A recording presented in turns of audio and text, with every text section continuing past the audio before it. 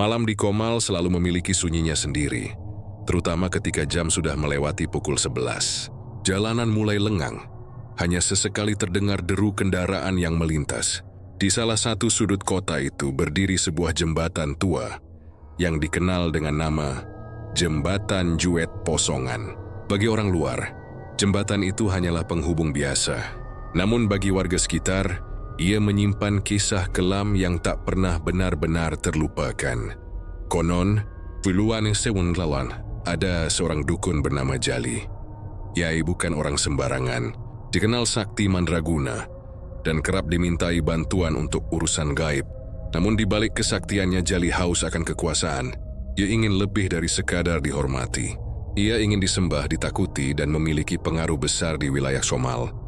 Maka pada suatu malam buta, Juli pergi ke sungai di bawah jembatan itu, membawa sesajen lengkap dengan dupa, kepala kambing, dan segenggam darah ayam. Warga yang tahu menuturkan, Jali melakukan ritual pesugihan, memanggil makhluk-makhluk dari dasar sungai. Ia berkomat kamit, menyeru sesuatu yang tak dipahami. Angin berputar kencang, air sungai bergelora seperti direbus, dan kilatan petir menyambar tanpa suara guntur. Orang-orang yang mengintip dari jauh hanya bisa bersembunyi sambil menggigil ketakutan. Namun malam itu menjadi malam terakhir Jali terlihat sebagai manusia. Ketika ritualnya mencapai puncak, tubuhnya mendadak terhuyung, lalu jatuh ke sungai dengan teriakan panjang. Beberapa orang mencoba menolong, tapi air mendadak hitam pekat dan berputar seperti pusaran. Tubuh Jali ditelan sungai, lenyap tanpa jejak. Sejak saat itu, jasadnya tidak pernah ditemukan. Setelah kejadian itu, hal-hal aneh mulai terjadi. Orang-orang yang melintas jembatan kerap melihat kilasan bayangan ular hitam sebesar pohon kelapa di bawahnya. Ada juga yang mendengar suara tawa orang tua, panjang dan menakutkan, seolah mengejek siapapun yang melintas. Sesekali sosok kakek renta berambut putih terlihat duduk di tepi jembatan, hanya untuk hilang dalam sekejap ketika didekati. Cerita dari mulut ke mulut berkembang cepat. Warga yakin Jali tak benar-benar mati. Ia berubah menjadi ular gaib, makhluk jadi-jadian yang terikat dengan sungai dan jembatan itu. Mereka menyebutnya Mbah Jali, penunggu gaib Juet Posongan, yang menjaga wilayahnya dengan mata merah menyala dan tubuh panjang berkilauan di malam hari. Sejak itu pula, jembatan Juet Posongan tak lagi hanya sekadar tempat melintas. Dia menjadi batas antara dunia nyata dan dunia tak kasat mata. Bagi yang percaya, menyebut nama Mbah Jali sembarangan di atas jembatan berarti mengundang malapetaka. Bagi yang tidak, cukup satu kali kejadian aneh dialami di sana untuk membuat mereka berpikir ulang. Dan legenda itu terus hidup, turun-temurun, menjadi cerita larangan yang membuat siapapun merinding saat menapakkan kaki di atas jembatan Juet Posongan pada malam yang sepi. Seiring berjalannya waktu, kisah tentang Mbah Jali tak hanya menjadi dongeng pengantar tidur atau cerita warung kopi semata. Ia tumbuh menjadi legenda nyata yang memiliki saksi-saksi hidup.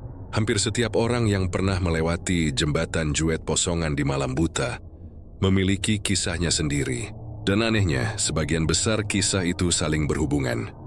Tentang suara aneh, bayangan yang tak bisa dijelaskan, atau bahkan pertemuan langsung dengan penunggu gaib. Salah satu cerita paling sering didengar datang dari para sopir truk. Jalan Komal adalah jalur penting. Banyak truk pengangkut barang melintas, bahkan hingga dini hari. Seorang sopir bernama Darto pernah bercerita, saat ia melintas sekitar pukul 2 dini hari, truknya mendadak terasa berat seakan ada sesuatu yang menumpang di atas bak. Padahal muatan kosong. Darto mencoba menambah gas, tapi semakin ia injak pedal, semakin berat truk itu berjalan. Sampai akhirnya di kaca spion ia melihat bayangan hitam panjang melilit bagian belakang truknya. Aku kira selang atau kabel jatuh, tapi kok besar sekali. Panjangnya kayak ular, matanya merah, nyala di kegelapan. Ucapnya dengan suara bergetar. Begitu ia menoleh lagi, bayangan itu hilang. Namun selama berminggu-minggu setelah kejadian itu, Darto jatuh sakit tanpa sebab jelas. Tak hanya sopir, pengendara motor pun punya kisah. Seorang pemuda bernama Randy pulang larut malam dari rumah temannya di Posongan. Dia melintasi jembatan dengan santai. Lampu motor menembus gelap. Di tengah jembatan, ia melihat seorang kakek tua duduk di pinggir, mengenakan kain lusuh, rambut putih tergerai panjang. Rendi yang sopan memperlambat laju motor dan berniat menyapa. Namun ketika melewati kakek itu, ia merasakan hawa dingin menembus tulang. Ia menduli sebentar untuk memastikan kakek itu sudah tidak ada. Yang terlihat hanya bayangan ular besar yang meliuk turun ke bawah jembatan. Motor Randy langsung mogok dan baru bisa hidup setelah ia mendorongnya jauh dari jembatan. Ada pula cerita dari pasangan muda-mudi yang nekat nongkrong di atas jembatan. Malam tuh mereka duduk sambil bercanda, tidak menghiraukan larangan orang tua. Gadis itu tiba-tiba merasa ada yang mengusap rambutnya dari belakang. Ketika ia menoleh, tidak ada siapapun. Namun pacarnya melihat jelas sosok kepala ular sebesar ember. Dengan mata menyala, mengintip dari sela-sela besi jembatan. Mereka menjerit, berlari dan bersumpah tak pernah mau melewati jembatan itu lagi di malam hari. Kisah-kisah seperti ini membuat jembatan Juet Posongan terkenal angker. Orang-orang yang biasa melintas malam hari mulai menyiapkan cara sendiri untuk menghormati penunggu. Janda yang sembunyikan klakson 3 kali ketika memasuki jembatan. Ada yang berbisik lirih mengucap salam atau doa. Bahkan ada yang menaburkan rokok atau permen di sisi jalan sebagai bentuk sesaji sederhana. Namun tidak semua orang percaya. Masih ada yang menganggap semua itu hanya sugesti atau karangan orang-orang kampung. Tetapi anehnya, para pengendara yang suka menantang dan meremehkan cerita ini sering menjadi korban. Ada yang motornya mendadak mati, ada yang ban mobilnya pecah tepat di tengah jembatan, bahkan ada yang jatuh tanpa sebab seakan terdorong oleh sesuatu. Semakin banyak kisah nyata yang beredar, semakin kuat keyakinan warga bahwa Mbah Jali bukanlah sekadar legenda. Ia benar-benar ada, mengawasi dan sesekali menunjukkan dirinya pada orang-orang yang melintas. Kesaksian para pengendara menjadi bukti hidup yang menambah aura mencekam jembatan Juet Posongan, menjadikannya salah satu tempat paling ditakuti di Komal ketika malam mulai larut. Sejak kisah tentang Mbah Jali kian menyebar, warga sekitar jembatan Juet Posongan hidup dengan aturan-aturan yang tidak pernah ditulis, namun dijaga dengan sungguh-sungguh. Aturan sini diwariskan dari mulut ke mulut, dari orang tua ke anak-anak seperti hukum gaib yang tak boleh dilanggar. Orang-orang menyebutnya larangan tak tertulis. Larangan pertama adalah tidak boleh berbicara kotor atau menantang di atas jembatan. Sejak dulu, orang percaya bahwa kata-kata kasar bisa mengundang amarah Mbah Jali. Sudah ada beberapa kejadian yang menguatkan keyakinan ini. Seorang remaja pernah dengan sengaja berteriak keras di tengah jembatan, menghina penunggu sambil menertawakan mitos yang ada. Malam itu suara tawa balasan terdengar dari bawah jembatan. Tawa berat, parau, seperti suara kakek tua yang sedang mengejek. Remaja itu ketakutan setengah mati. Pulang dengan wajah pucat, lalu jatuh sakit panas selama berhari-hari. Orang-orang bilang ia sudah disentuh amarah Mbah Jali. Larangan kedua adalah tidak boleh buang air kecil atau buang kotoran sembarangan di bawah jembatan. Bagi sebagian orang, sungai di bawah jembatan hanyalah aliran air biasa. Namun bagi warga setempat, sungai itu adalah rumah Mbah Jali. Barang siapa berani mengotori, sama saja menodai tempat tinggal makhluk gaib. Pernah ada seorang pedagang sayur yang nekat berhenti sebentar, lalu buang air di pinggir sungai sebelum melanjutkan perjalanan. Keesokan harinya, gerobaknya ditemukan terbengkalai di tengah jembatan. Pedagang itu hilang, tidak pernah kembali. Sampai hari ini tidak ada yang tahu kemana ia pergi. Larangan ketiga adalah tidak boleh membawa makanan tertentu di malam hari tanpa izin. Orang tua dulu berpesan, jangan pernah membawa kepala ayam hitam atau darah segar melewati jembatan larut malam. Makanan semacam itu dianggap sebagai pemanggil, sesuatu yang bisa menarik perhatian penunggu. Pernah ada sopir yang membawa muatan ayam potong, dan salah satunya ada ayam hitam. Malam itu truknya berhenti di tengah jembatan, tak bisa bergerak meskipun mesin masih hidup. Ketika ia menengok kaca spion, ia melihat bayangan ular raksasa melingkari badan truknya. Butuh bantuan orang-orang untuk mendorong keluar truk itu, dan sopirnya tidak pernah mau lagi melintas setelah kejadian itu. Larangan terakhir adalah tidak boleh menyebut nama Mbah Jali sembarangan. Banyak warga percaya sekadar menyebut namanya dengan nada mengejek sudah cukup untuk mengundang gangguan. Mereka lebih suka menyebut penunggu. atau yang ada di situ ketika bercerita. Ada seorang pemuda yang nekat menyebut nama itu keras-keras sambil tertawa di malam buta. Pulangnya, ia mendengar desisan ular mengikuti dari belakang motornya. Ia menoleh dan melihat bayangan hitam panjang mengejar di jalan gelap. Sejak itu, pemuda itu enggan lagi berbicara besar di dekat jembatan. Larangan-larangan ini memang terdengar sepele bagi orang luar. Namun bagi warga Posongan dan Komal, larangan itu adalah pelindung. Mereka percaya, selama aturan dihormati, penunggu jembatan tidak akan mengganggu. Tetapi jika ada yang melanggar, maka Mbah Jali akan menuntut dengan caranya sendiri. Kadang hanya berupa gangguan kecil, kadang berupa hilangnya nyawa. Seperti kata orang tua, jembatan Juet itu bukan hanya besi dan beton. Di sana ada dunia lain yang berjalan beriringan dengan dunia kita. Jangan pernah merasa paling berani, sebab yang kau hadapi bukan manusia. Larangan demi larangan yang diwariskan turun-temurun bukanlah tanpa alasan. Warga Posongan percaya, segala aturan itu lahir dari kejadian nyata, dari korban-korban yang pernah melanggar, dan cerita yang paling sering disebut sebagai peringatan adalah kisah tentang seorang pemuda bernama Wandi, yang kemudian dikenal sebagai korban pertama Mbah Jali. Wandi adalah pemuda berusia 20 tahun, dikenal keras kepala dan suka meremehkan cerita-cerita mistis. Baginya semua itu hanyalah omong kosong orang tua yang ingin menakut-nakuti. Suatu malam setelah mabuk bersama teman-temannya, ia menantang keberanian sendiri. Kalau memang benar ada penunggu, biar aku buktikan. Dia akan minum arak di atas jembatan. Dan kalau dia berani, suruh saja muncul. Teriaknya dengan lantang. Teman-temannya mencoba menahan, tapi Wandi menolak. Ia melenggang dengan motornya ke arah jembatan Juet Posongan, membawa sebotol arak di tangan. Malam itu sepi, hanya suara jangkrik dan desir angin yang menemani.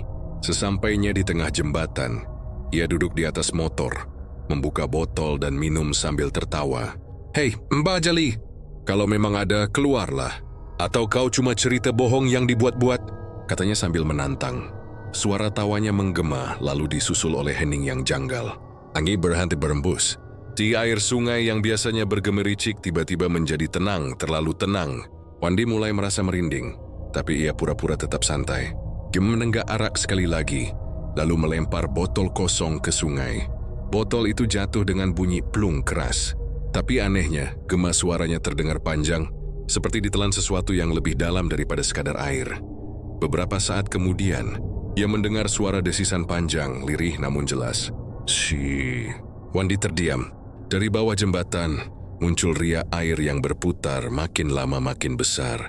Ia mendekat ke tepi untuk melihat, dan disitulah matanya membelalak. Dari dalam kegelapan sungai, tampak sepasang mata merah menyala menatap tajam ke arahnya. Biriwantin Muastang. Bayangan tubuh hitam berkilau muncul, melingkar.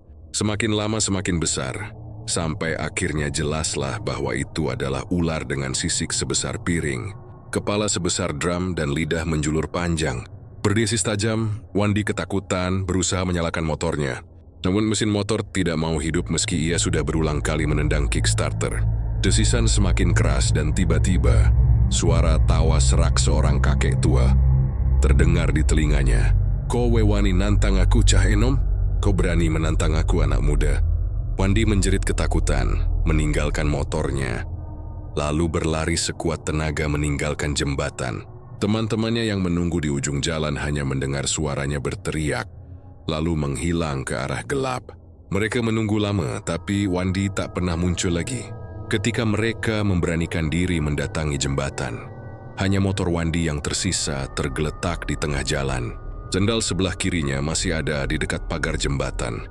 Tapi pemuda itu sendiri hilang tanpa jejak. Pencarian dilakukan oleh warga dan aparat keesokan harinya. Mereka menyisir sungai, memasang jaring, bahkan mendatangkan penyelam. Tapi tubuh Wandi tak pernah ditemukan.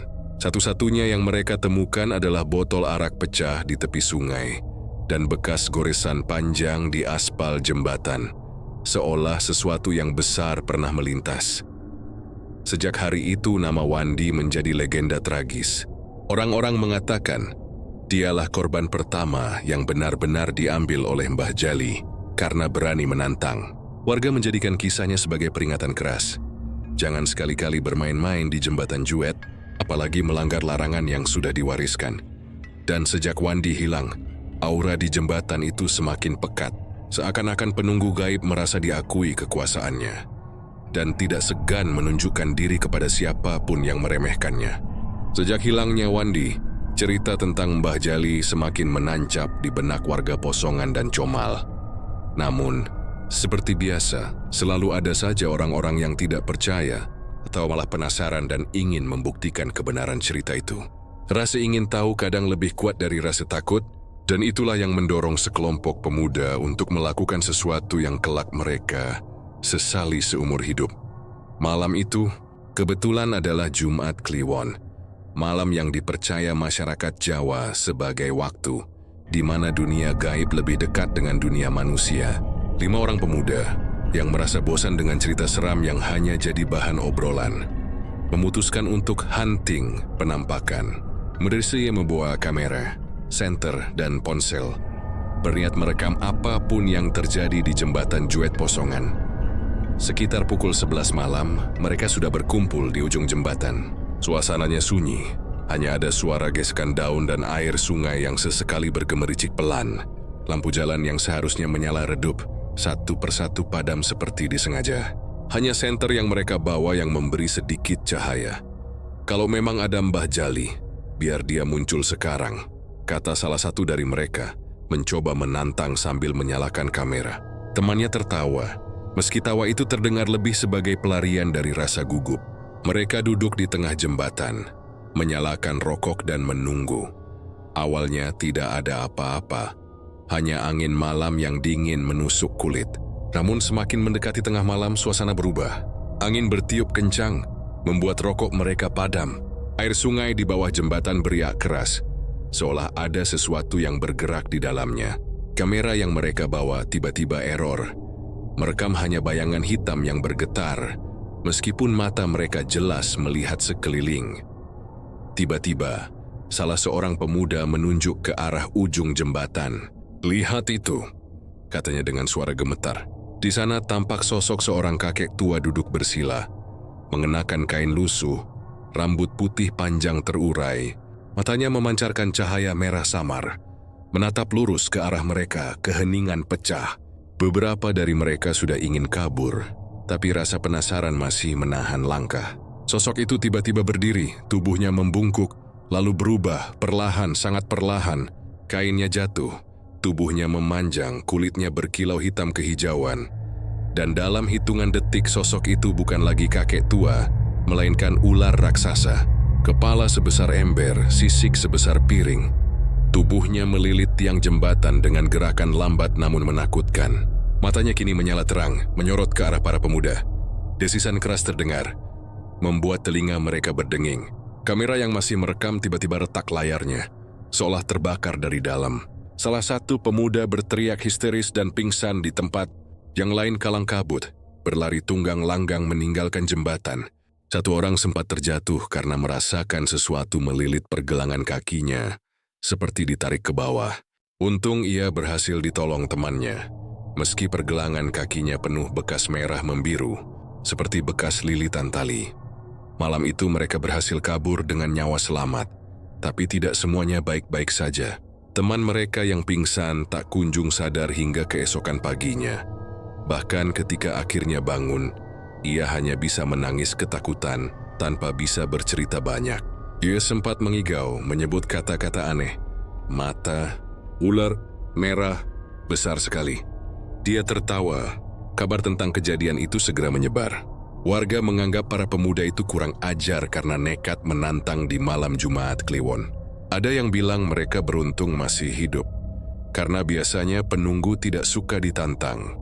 Sejak malam itu, semakin jarang orang berani lewat jembatan Juet ketika hari berganti Jumat Kliwon.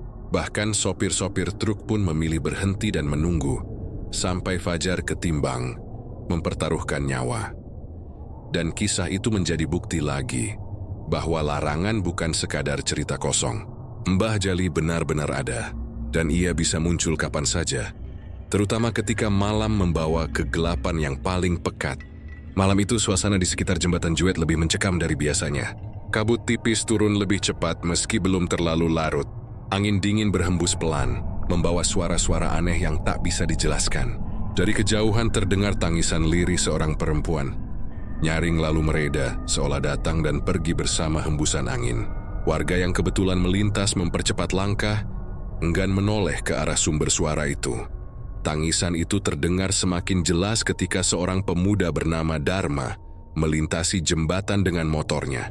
Ia baru pulang kerja dari kota, dan saat motornya mendekati tengah jembatan, suara tangisan itu berubah menjadi jeritan memilukan.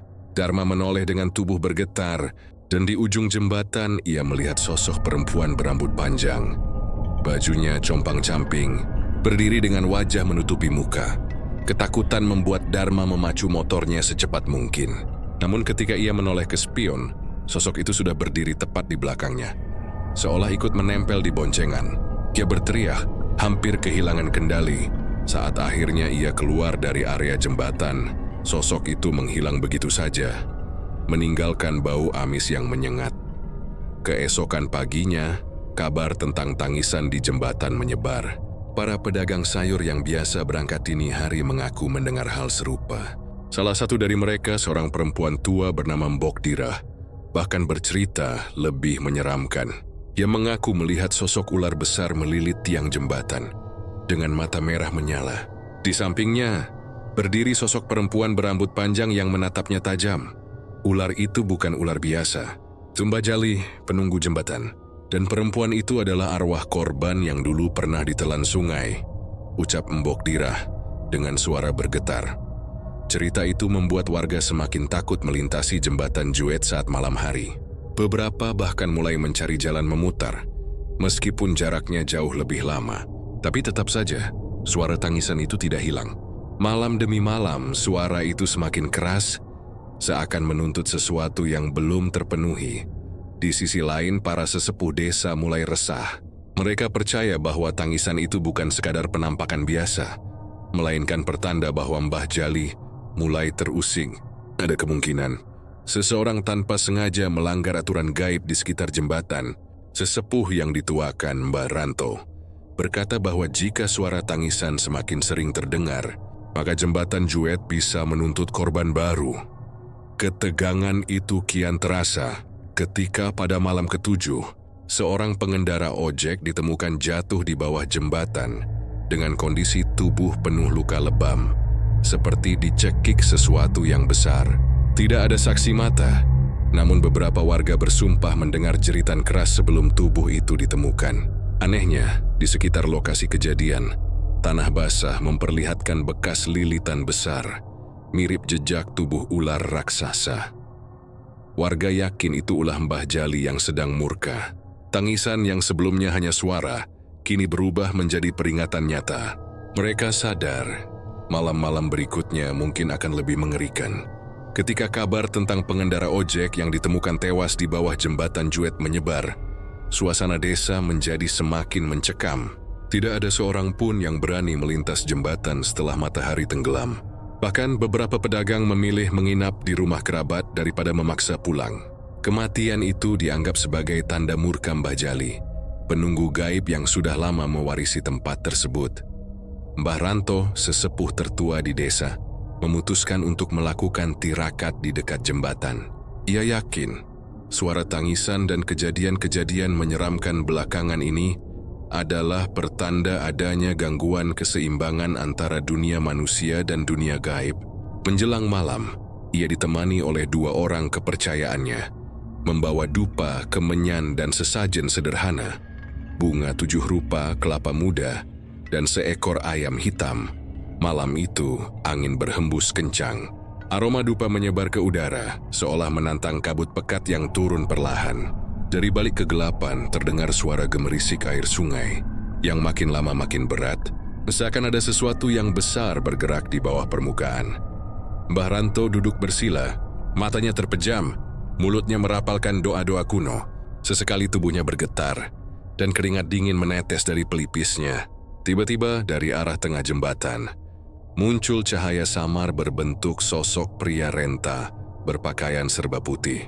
Rambutnya panjang beruban, wajahnya teduh namun penuh wibawa. Sosok itu melayang pelan, berhenti tepat di hadapan Mbah Ranto. Aku, Kiai Suradi, sesepuh gaib penjaga sungai ini, suara sosok itu bergema tanpa membuka mulut. Keseimbangan di sini telah terusik. Mbah Jali murka karena ada manusia yang berani mengusik batas larangannya. Mbah Ranto membuka mata, menundukkan kepala dengan hormat. Kiai, kami tak tahu siapa yang berani melanggar. Mohon tuntunlah kami agar bencana ini tidak terus merenggut nyawa. Sosok gaib itu memejamkan mata, seakan mendengar sesuatu yang jauh. Beberapa malam lalu, ada orang yang mencoba membuang sesajen sembarangan, lalu meludah ke sungai ini. Perbuatan itu dianggap penghinaan. Mbah Jali tidak bisa ditahan amarahnya. Tangisan perempuan yang terdengar adalah pertanda bahwa arwah-arwah korban masa lalu kini ikut menuntut darah. Hening sejenak. Dari arah bawah jembatan, terdengar desisan panjang. Air sungai bergejolak. Dan sesaat kemudian, tampak bayangan besar bergerak cepat, seperti tubuh ular raksasa melintas di permukaan. Kedua mata merah menyala, menatap ke arah mereka. Kalian tidak bisa menundukkannya hanya dengan sesaji, lanjut Kiai Suradi. Perlu ada perjanjian ulang. Tetapi ingat, setiap perjanjian dengan Mbah Jali menuntut tumbal. Jika kalian menolak, maka jembatan ini akan terus meminta korban. Pilihannya hanya dua, berdamai dengan tumbal atau mencari cara mengusirnya, dengan risiko seluruh desa terkena malapetaka. Mbah Ranto terdiam, wajahnya semakin tegang. Perkataannya terbukti bukan sekadar ancaman. Bayangan ular raksasa semakin nyata, melilit tiang jembatan, suaranya mendesis begitu dekat. Kiai, apakah tidak ada jalan lain tanpa harus mengorbankan nyawa manusia? Tanya Mbah Ranto dengan suara gemetar. Sosok sesepuh gaib itu menundukkan kepala perlahan. Ada, tapi jalan itu penuh bahaya. Hanya orang dengan keberanian sejati dan kesucian hati yang mampu melakukannya. Jika gagal, bukan hanya dirinya, tapi seluruh desa akan ditelan murka Mbah Jali. Sebelum Mbah Ranto sempat bertanya lebih jauh, sosok Kiai Suradi menghilang bersama hembusan angin. Yang tertinggal hanyalah suara tangisan panjang, yang terdengar semakin pilu, bergema di setiap sudut jembatan Juet. Sejak malam itu desa Posongan semakin tercekam. Setiap orang yang terpaksa melewati jembatan Juet selalu merasakan hawa berat menekan dada, seolah ada sesuatu yang terus mengawasi dari balik kegelapan. Suara tangisan perempuan semakin sering terdengar, bahkan pada sore hari, ketika matahari belum sepenuhnya tenggelam. Anak-anak kecil mulai jatuh sakit. Tubuh mereka panas dan mengigau sambil menyebut-nyebut nama Mbah Jali. Mbah Ranto, setelah pertemuan dengan Kiai Suradi, mengumpulkan para tetua desa di sebuah musyawarah rahasia. Mereka duduk melingkar di balai desa, ditemani cahaya redup dari lampu teplok. Wajah mereka pucat, beberapa sudah mulai bergetar ketakutan. Kiai Suradi memberi pilihan, kata Mbah Ranto dengan suara berat. Jika kita ingin menghentikan amarah Mbah Jali, kita harus memberi tumbal. Jika tidak, jembatan ini akan terus meminta korban. Dan siapapun bisa jadi sasaran berikutnya. Suasana hening. Tak ada yang berani menyahut. Semua orang tahu kata tumbal berarti menyerahkan satu nyawa untuk menebus ketenangan desa. Lama setelah keheningan itu, seorang lelaki paruh baya bernama Samin berdiri. Ia dikenal sebagai orang yang keras kepala, tapi malam itu wajahnya penuh ketakutan. Kalau kita tidak lakukan sesuatu, anak-anak kita bisa jadi korban. Pak, kita rela melihat darah terus mengalir di jembatan itu. Siapa yang akan jadi tumbal? Tanya seorang tetua lain dengan suara bergetar. Pertanyaan itu membuat ruangan semakin mencekam. Tak ada yang mau menyebut nama. Namun Mbah Ranto menghela napas panjang lalu berkata lirih, tumbal tidak bisa dipilih sembarangan. Mbah Jali akan menentukannya sendiri melalui tanda. Dan tanda itu muncul lebih cepat daripada yang mereka kira. Keesokan paginya, seorang pemuda bernama Dharma, yang pernah melihat sosok perempuan berambut panjang di boncengan motornya, ditemukan tak sadarkan diri di depan rumahnya. Tubuhnya dipenuhi bekas lilitan merah membiru, seperti dicekik ular raksasa. Di dadanya ada bekas goresan menyerupai huruf Jawa kuno, seolah itu adalah cap kepemilikan. Ini tandanya, kata Mbah Ranto dengan wajah muram. Mbah Jali telah memilih Dharma sebagai tumbalnya. Kabar itu menyebar cepat ke seluruh desa. Orang tua Dharma menangis histeris, menolak menerima kenyataan bahwa anak mereka akan dijadikan persembahan. Namun di sisi lain, warga yang ketakutan mendesak agar ritual segera dilakukan, agar desa kembali tenang. Malam itu, Dharma dijaga ketat oleh keluarga dan beberapa pemuda desa. Namun, meski tubuhnya lemah, Dharma sering mengigau. Matanya melotot sambil berteriak. Ular itu sudah menunggu di bawah jembatan. Dia memanggilku, "Lepaskan aku." Ketika tengah malam tiba-tiba pintu rumah Dharma bergetar keras, seperti dihantam sesuatu dari luar. Angin dingin masuk dari celah-celah jendela, disertai suara desisan panjang yang menggema. Dari kejauhan terdengar suara air sungai bergemuruh, meski langit cerah tanpa hujan. Orang-orang yang berjaga langsung ketakutan. Mereka tahu Mbah Jali sudah datang menjemput tumbalnya. Malam itu udara di desa Posongan begitu berat, seakan langit sendiri menahan napas. Bulan purnama tertutup awan hitam pekat, sementara suara kodok dan jangkrik yang biasanya riuh di sekitar sawah mendadak lenyap. Hening mencekam menyelimuti desa, terutama di sekitar rumah Dharma, pemuda yang telah ditandai sebagai tumbal Mbah Jali.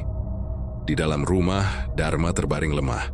Tubuhnya kaku, matanya terbuka tapi kosong, seperti menatap ke arah yang tidak dilihat orang lain. Sesekali ia berteriak menyebut nama ular gaib itu. "Dia sudah datang!" Dia menunggu di sungai.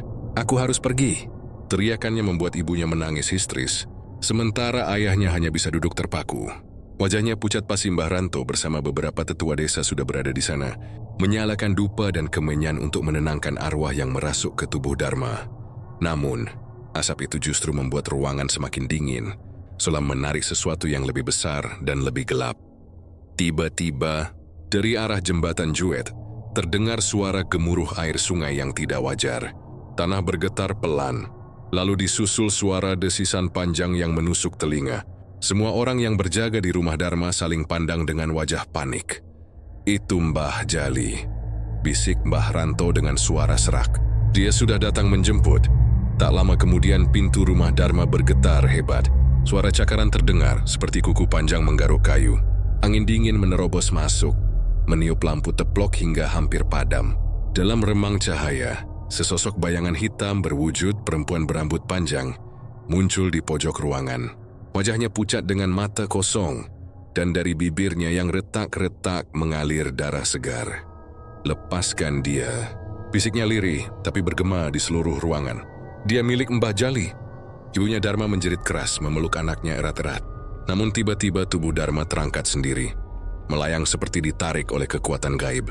Bekas lilitan di tubuhnya semakin jelas, kulitnya membiru, nafasnya tersengal. Beberapa pemuda desa mencoba menahan dengan menarik kakinya, tapi tubuh Dharma semakin berat, seperti ditarik ke arah jembatan.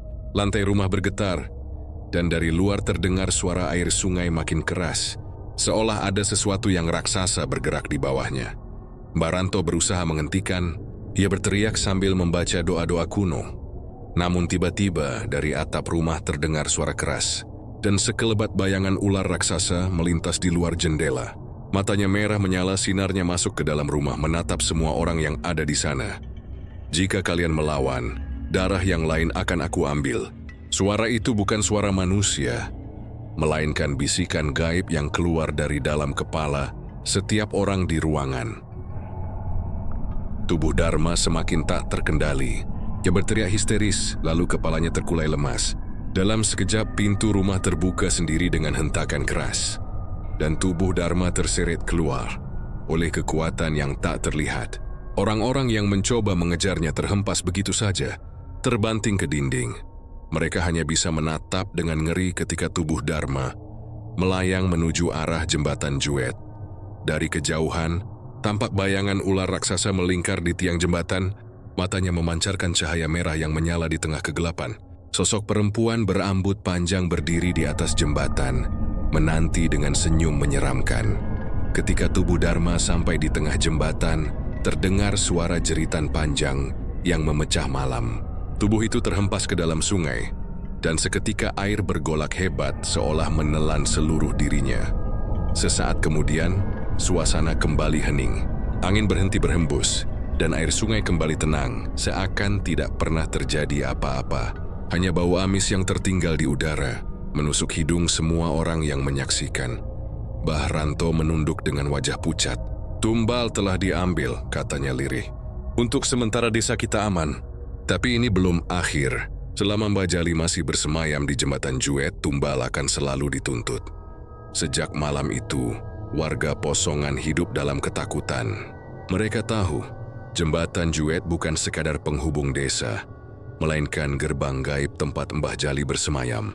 Dan selama sosok ular gaib itu ada, darah manusia akan terus menjadi harga yang harus dibayar.